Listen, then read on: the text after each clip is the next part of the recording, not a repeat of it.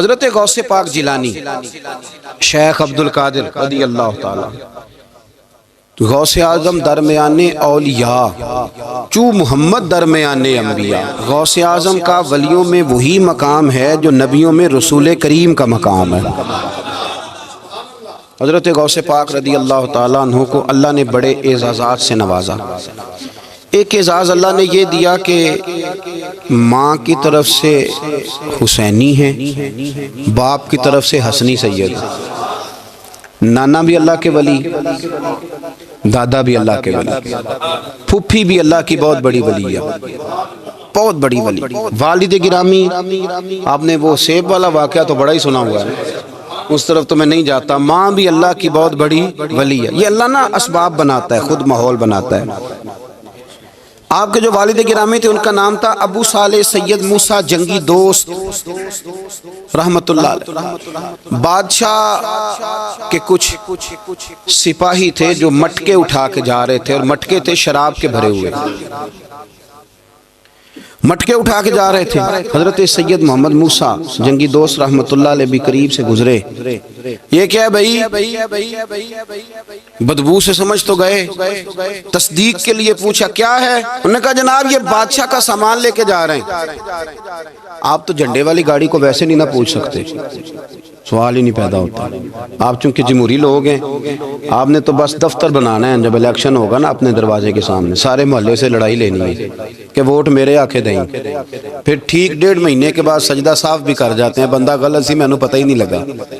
تو یہ پہلے سوچنا تو تھوڑا سا ایسے ہی بلا وجہ الیکشن تو روز کبھی کبھی آئے گا، تو ہم نے ایک جگہ تو روز رہنا، ایک دوسروں سے جھگڑے کرنا اور معاذ اللہ تعالیٰ غیبتیں کرنا، عزتیں اچھالنا، یہ مسلمان کا شیوا نہیں ہے. حضرت غوث پاک کے والد نے پوچھا کیا لے کے جا رہے؟ بادشاہ کا سامان ہے جی. ہاتھ میں ڈنڈا تھا، 3 مٹکے تھے شراب کے بھرے ہوئے. زور سے ایک ایک ڈنڈا مٹکوں پہ مارا تو مٹکے ان کے سروں پہ ٹوٹ گئے. بادشاہ سلامت، ہم ساری تقریباً بادشاہ سلامت ہوتے ہیں. یہ کسی کی جرت ہے مطلب میرے گھر کے معاملے میں مداخلت کرے، اور پھر بادشاہ ہو. لوگوں نے جا کے بڑی غیبتیں کی، بڑی بڑی کہانیاں سنائیں. اس نے تو توڑ دیا جی مٹکے آپ کے، نے کوئی حال نہیں چھوڑا.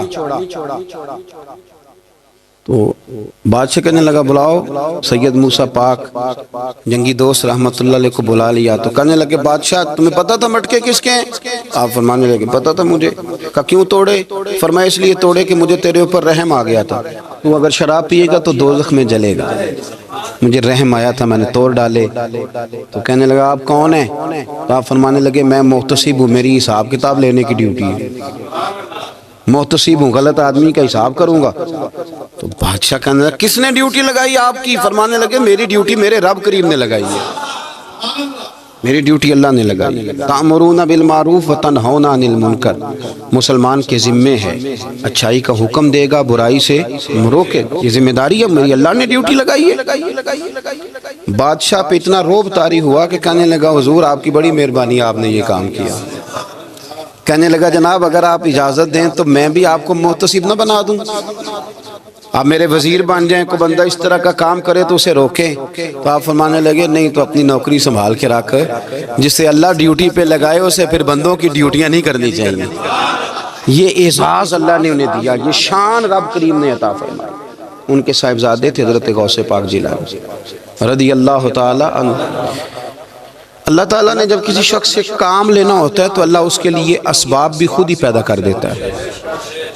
علامہ اقبال اپنے استاد کی بڑی قدر کرتے تھے، شمس العلماء کی. تو ایک دن حضرت شمس العلماء سے کہنے لگے استاد جی آپ کی مہربانی سے پڑھ گیا ہوں. تو فرمانے لگے پتر تیری کلاس میں تو 250 لڑکا تھا، میری مہربانی تو سب پہ تھی، پر سارے تو اقبال نہیں نہ بنے.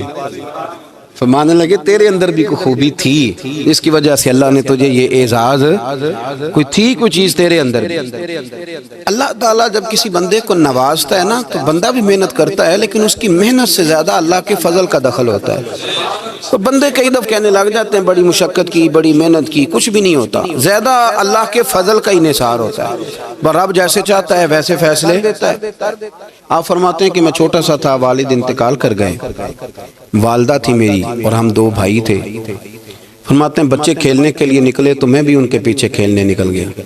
ایک بیل بچوں کے قابو آ گیا، بچوں کے قابو کو چیز آ جائے تو پھر وہ اس کا جو حال ہوتا ہے وہ تو ہمیں پتہ ہی، ہم سارے بچے رہ چکے ہیں۔ تو کہتے ہیں وہ بیل قابو آ گیا، کوئی اس کے کان چھیڑتا، کوئی اس کی دم چھیڑتا، کوئی اس کے سینگ چھیڑتا، کوئی کسی جگہ سے اسے تنگ کرتا، مختلف بچے اس کو نا دم سے پکڑ کے ہلاتے، بیل بھاگتا۔ حضور غوث پاک فرماتے ہیں میں بھی آگے بڑھا، اور میں نے جب اس کی دم پکڑ کے ہلائی تو بیل نے میری طرف منہ کیا اور کہنے لگا عبد القادر تو نانا ایسے کر، بول کے کہنے لگا تو نانا ایسے کر، تجھے رب نے ان کاموں کے لیے پیدا نہیں فرمایا۔ آپ فرماتے مجھے اتنا خوف طاری ہوا، بیل کو بولتے دیکھا تھا پہلی دفعہ، بیل کو۔ اب میرے سنی کو بھی دلیلوں کی ضرورت ہوتی ہے، دلیل نہ دیں، کسی بزرگ کی بات سنائیں تو سنی بھی تھوڑا تھوڑا دائیں بائیں دیکھتا ہے۔ یہ شور ایسا ہوا ہے نا، پراپوگنڈا ایسا ہے۔ میں حدیث پاک سنا دیتا ہوں۔ رسول کریم صلی اللہ تعالی علیہ وآلہ وسلم فرماتے ہیں ایک شخص نے بیل پہ سواری کر لی تھی۔ بیل سواری کے لیے نہیں پیدا کیا گیا، سواری کے لیے اونٹ ہیں، خچر ہیں، گھوڑے ہیں، گدھے ہیں، بیل کھیتی باڑی کے لیے۔ اس شخص نے جب بیل پہ سواری کی تو بیل پیچھے مڑ کے دیکھنے لگا اور کہنے لگا یار تو بڑا بیوقوف ہے، بول کے کہنے لگا مجھے اللہ نے سواری کے لیے نہیں پیدا کیا، میرے سے وہ کام لے جس لیے میں پیدا کیا گیا ہوں۔ تو بندہ ڈر گیا، کہنے لگا بڑی حیرانگی والی بات نہیں کہ بیل بولتا ہے، تو بیل پھر بول پڑا۔ کہنے لگا اس سے بھی زیادہ حیرانگی والی بات ہے۔ اس نے کہا وہ کیا؟ کہنے لگے مدینے میں نبی پاک آ گئے ہیں اور تو نے ابھی تک کلمہ ہی نہیں پڑھا، یہ اس سے بھی زیادہ حیرانگی والی بات ہے۔ جامع المعجزات میں حدیث موجود ہے، حضور آ گئے اور تو نے کلمہ ہی نہیں پڑھا۔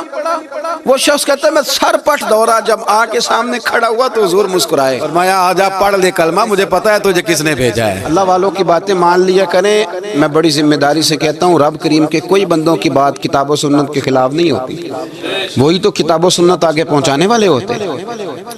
تو حضور غوث پاک فرماتے ہیں میں وہ ڈر کے گھر آیا، جب گھر پہنچا تو میرے کانوں میں آواز آ رہی تھی لبیک اللہم لبیک لبیک لا شریک لک لبیک۔ فرماتے ہیں میں چھت پہ چڑھا اور میں نے جیلان میں اپنی چھت پہ کھڑے ہو کے دیکھا، تم حج کے دن تھے، میری سیدھی نظر میدان عرفات پہ گئی، لوگ میدان عرفات میں بیٹھ کے لبیک لبیک پڑھ رہے تھے۔ پہلے میں وہاں سے ڈر کے آیا، پھر چھت سے ڈر کے نیچے اترا، ماں کو ساری بات بتائی تو کہتی میری ماں کہنے لگی بیٹے جب تو پیدا ہونے والا تھا تو مجھے بڑی بشارتیں ملتی۔ فرماتے ہیں ماں نے نا کھولا بکسا صندوق تو 80 دینار نکالے، فرمایا پتر تم 2 بھائی ہو اور تمہارا باپ کل جاگیری 80 دینار چھوڑ گیا، 80 40 تمہارے 40 تمہارے بھائی کے۔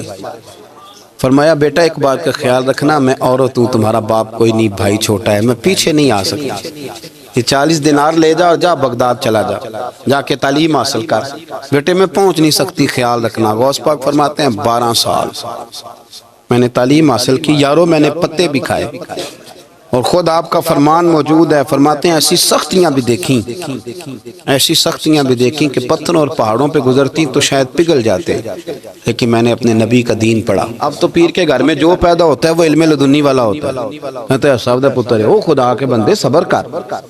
اگر غوث پاک حسنی حسینی سید ہو کے باقاعدہ پھٹی پہ بیٹھ کے پڑھتے ہیں، تو کس پیر کا مرید ہو گیا جسے علم ہی کوئی نہیں، جو جاہل آدمی ہے؟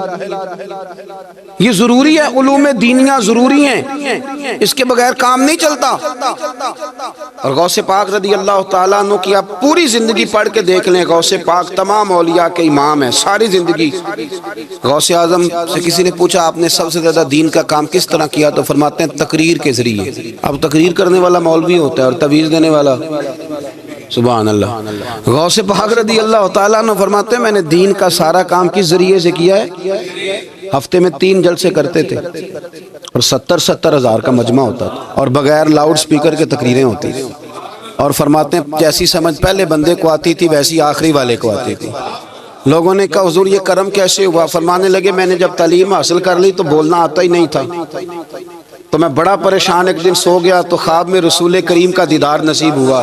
نے فرمایا تو واز کیا کر، تیرے واز سے لوگوں کو فائدہ ہوگا۔ یا رسول اللہ میں اجمی بندہ ہوں، لوگوں کے سامنے کیسے بات کروں گا؟ تو حضور نے فرمایا منہ کھولنا ذرا۔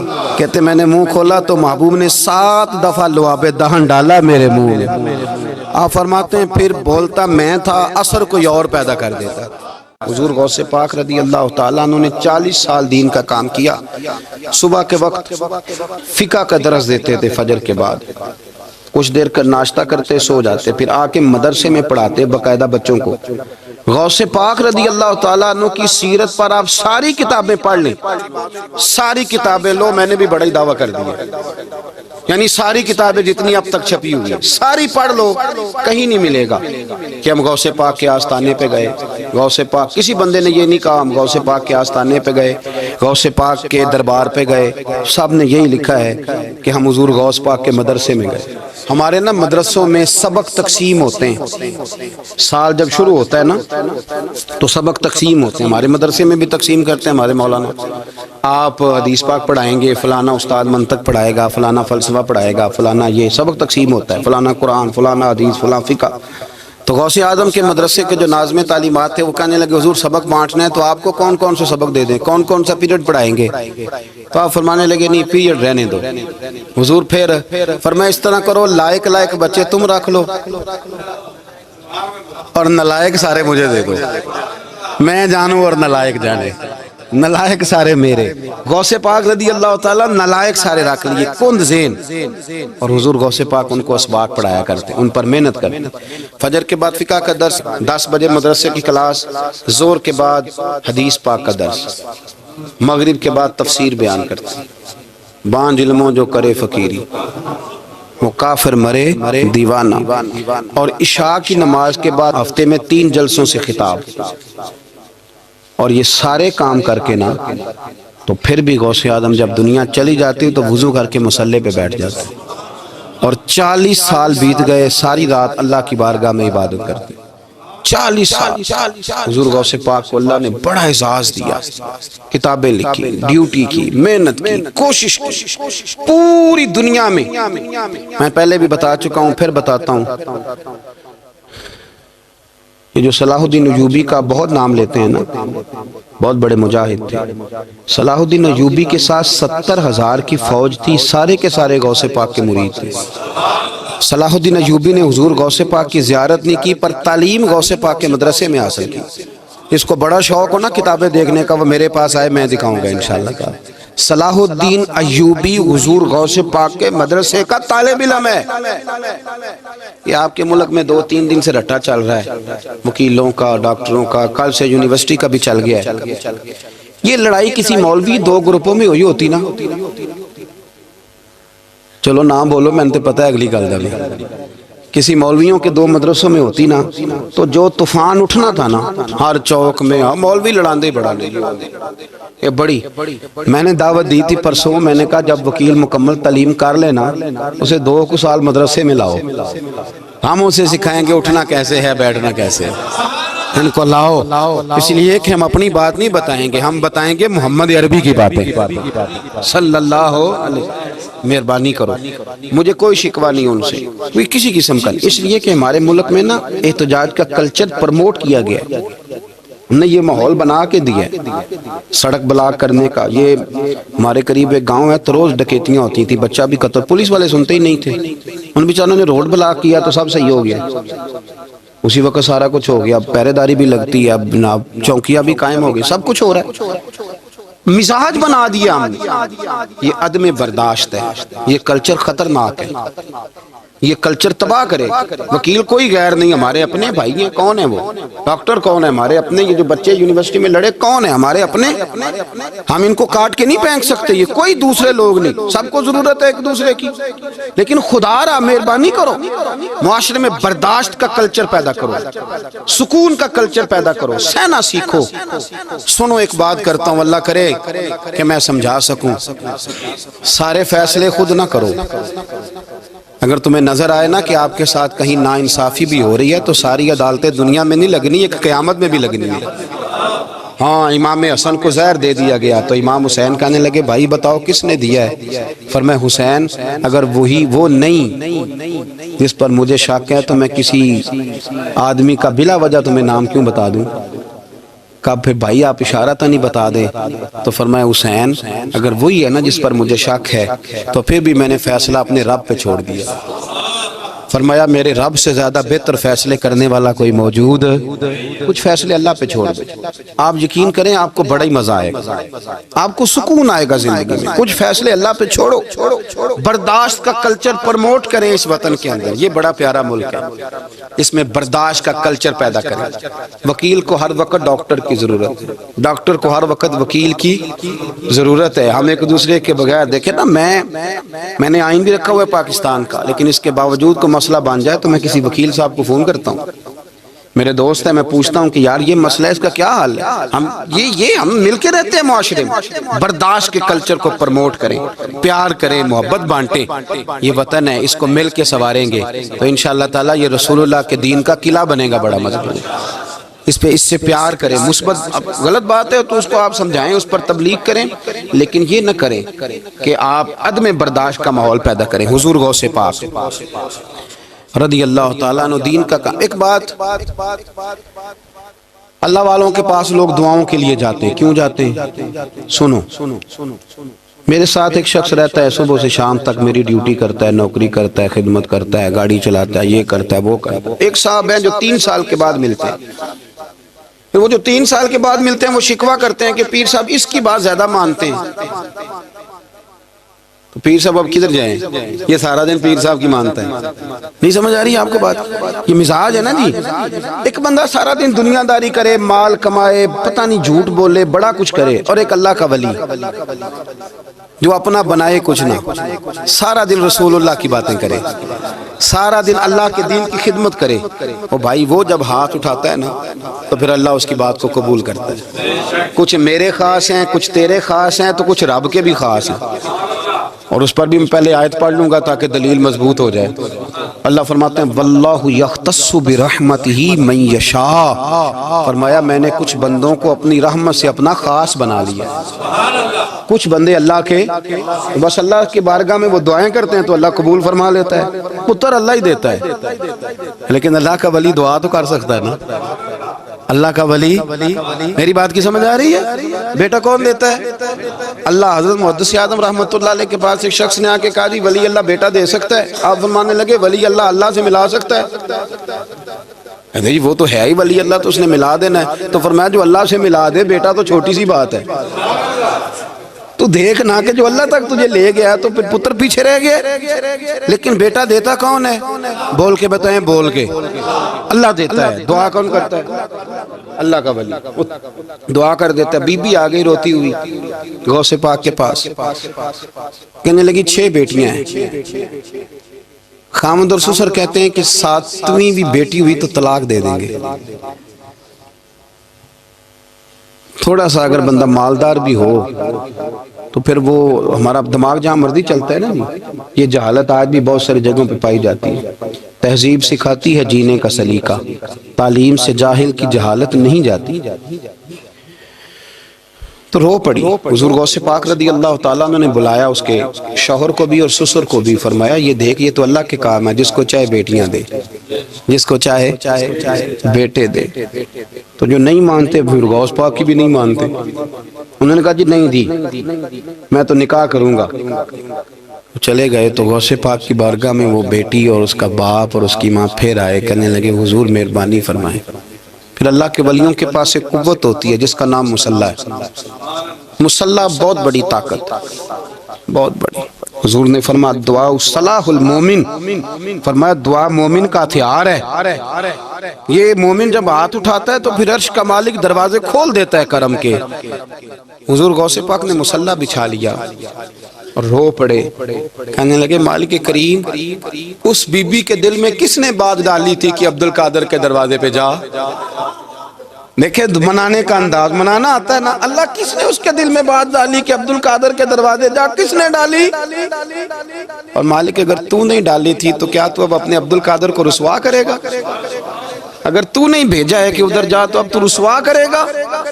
حضور غوث پاک رضی اللہ تعالیٰ عنہ دعا مانگ کے چہرے پہ ہاتھ پھیرے، بچی کے سر پہ ہاتھ رکھا، فرمانے لگے پتر جا، مجھے امید ہے اللہ نے 6 بیٹیاں دی ہیں تو 7 بیٹے بھی عطا فرمائے گا۔ تو بی بی کہتی ہے پھر رب نے فضل فرمایا اور 7 ہی بیٹے عطا فرمائے۔ پھر 7 ہی بیٹے رب کریم نے دیے، تو جو اللہ کی مان تھا پھر اللہ بھی اس کی، تو اس میں اختلاف کی کیا بات ہے؟ یہ سادی سی بات ہے۔ ایک بغداد کا سوداگر تھا، بڑا مالدار تھا۔ ایک دن اس نے بغداد کے سارے علماء اور مشائخ کی دعوت پکائی تو غوث پاک کے پاس بھی آیا، کہنے لگا حضور شام کا کھانا ہے۔ آپ نے اس کا چہرہ دیکھا تو وہ رو پڑا، کہنے لگا بغداد کے پیر انکار نہ کرنا۔ آپ نے فرمایا تو جا میں آؤں گا۔ شاگرد مرید کہنے لگے حضرت جی آپ بڑی مشغولیت تھی شام کو، فرمایا اتنا بڑا آدمی جب رو پڑتا ہے تو لگتا ہے بڑا مجبور ہے، چلیں گے۔ شام کو جب اس کے دروازے پہ گئے تو کھانا بھی اس نے چنا، تو ساتھ اس نے ایک ٹوکرا ایک صندوق بھی لا کے رکھا، اوپر سے خالی۔ جب غوث پاک نے اٹھ کے دیکھا تو اندر اس سوداگر کا بیٹا، اس تاجر کا بیٹا، دونوں ٹانگوں سے معذور، دونوں ہاتھوں سے معذور، ایک ہی بیٹا اپاہج ہے۔ وہ تاجر رو پڑا، کہنے لگا حضور بڑی دنیا جانتی ہے، بڑا مال ہے، اور جب تنہا بیٹھتا ہوں تو کھول کے روتا ہوں۔ وہ بے نیاز ہے نا، ساری زندگی کے بعد ایک بیٹا دیا تو وہ بھی اپاہج ہے۔ حضور بال سفید ہو گئے، لوگوں کی اولاد بڑھاپے کا سہارا بنتی ہے، میں بوڑھے وقت میں اس کو اٹھا کے پیشاب پخانے کے لیے لے کے جاتا ہوں۔ بغداد کے عبدالقادر سنا ہے جب تو دعا مانگتا ہے تو رب قبول فرما لیتا ہے، تو مہربانی فرما اگر میرا پتر ٹھیک ہو جائے، میرا زور کوئی نہیں، مالک بے نیاز ہی بڑا ہے، اگر مہربانی ہو جائے۔ تو غوث پاک نے پھر مصلی بچھایا، مصلی بچھا کے کہنے لگے مالک تو اپنے بندوں کے دل میری طرف کیوں موڑتا ہے، اور اگر موڑتا ہے تو پھر رحمت کی نظر فرما، بندہ نوازی فرما۔ ایک باپ اتنے رو رو کے آنسو بہا رہا ہے تو کرم نوازی فرما۔ حضور غوث پاک نے ابھی چہرے پر ہاتھ نہیں پھیرے کہ بچہ اللہ اکبر کہتا ہوا صندوق سے باہر نکل آیا۔